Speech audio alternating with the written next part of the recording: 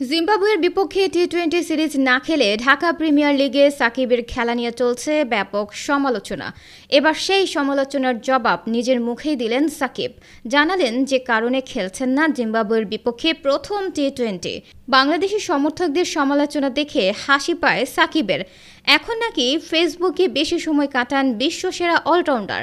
বিশ্বকাপে বাংলাদেশের সম্ভাবনা নিয়ে একই বললেন মিস্টার 75। জিম্বাবুয়ের বিপক্ষে টি-20 সিরিজে সাকিব আল হাসান কয়টি ম্যাচ খেলবেন সেটা এখন নিশ্চিত নয়, তবে তিনি সিরিজের শুরু থেকে থাকছেন না সেটা নিশ্চিত।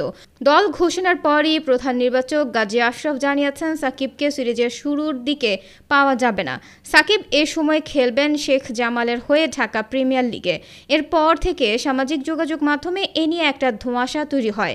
জিম্বাবুয়ে সিরিজে শুরু থেকে না খেলে তখন কেন ডিপিএল খেলবেন সাকিব, উঠে এমন প্রশ্ন। যুক্তরাষ্ট্রে একটি অনুষ্ঠানে এই বিষয়ে নিজের অবস্থান পরিষ্কার করেছেন সাকিব।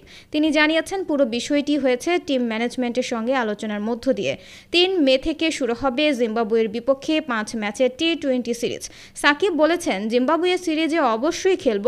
দেশে হয়তো এ নিয়ে একটা কনফিউশন চলছে।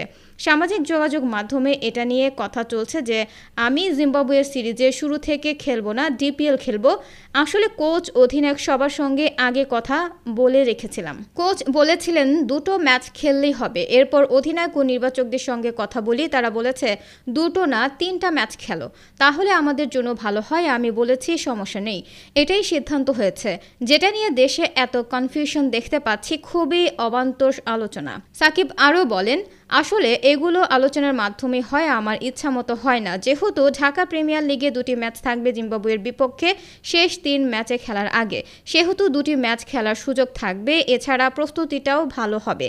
সে কারণে আসলে এই 2টা ম্যাচে খেলা, এখানে আর বেশি নেই। এসব নিয়ে সামাজিক যোগাযোগ মাধ্যমে এত আলোচনায় হাসি পায় সাকিবের। আমেরিকা থাকলে ফেসবুকে বেশি সময় কাটানো হয়, দেশে থাকলে সময় পাই না। সামাজিক যোগাযোগ মাধ্যমে এসব দেখলে আমার একটু হাসি পায় যে মানুষ কত রকম চিন্তা করতে পারে। যা হয়েছে বিসিবি আর আমার আলোচনার মধ্যেই হয়েছে, কারণ আমাদের অন্যান্য খেলোয়াড়দেরও দেখা জরুরি। বিভিন্ন ধরনের কম্বিনেশন তৈরি করতে হলে আমাদের কি অবস্থায় থাকতে হবে সে প্রস্তুতিটা নিতে পারি। গত টি-20 বিশ্বকাপের পর থেকে বাংলাদেশ দল যাচ্ছে পরিবর্তনের মধ্য দিয়ে। সময়ের সঙ্গে দলের পারফরম্যান্সও আছে উন্নতির ছাপ।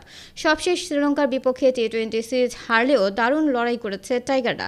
জুনে ওয়েস্ট ইন্ডিজ ও যুক্তরাষ্ট্র হতে যাওয়া টি-20 বিশ্বকাপে কন্ডিশনের সঙ্গে মিল আছে বাংলাদেশের। এই টুর্নামেন্টে টাইগারদের কতটুকু সম্ভাবনা দেখছেন সাকিব?